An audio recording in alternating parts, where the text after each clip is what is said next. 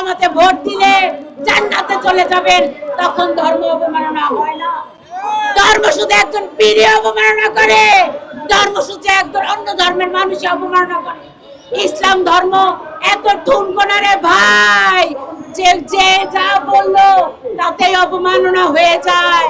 আরেকজন সংসদে গিয়ে বলে যদি ধর্ম অবমাননা করার কোনো দায় পাওয়া যায় তাহলে তাকে মৃত্যুদণ্ড দিতে হবে।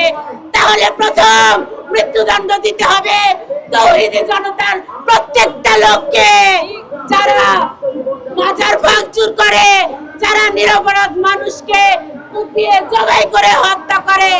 ইসলাম শান্তির ধর্ম কোথায় পেয়েছেন? এই মানুষ মারতে হবে। কোরআন শরীফের কোথায় লেখা আছে যে মানুষকে কুপিয়ে পুড়িয়ে হত্যা করতে হবে? আমরা সবাই একটা প্ল্যাটফর্মে আসি, আমরা আর কখনো প্রতিবাদ করতে আসবো না। আর সামনে যদি আমাদের সাথে এই সরকারের এই প্রশাসনের দেখা হয়, তাইলে আমাদের এই প্রতিবাদের করতে হবে প্রতিশোধ নেওয়া। আপনারা রাজি আছেন কিনা বলেন? আমরা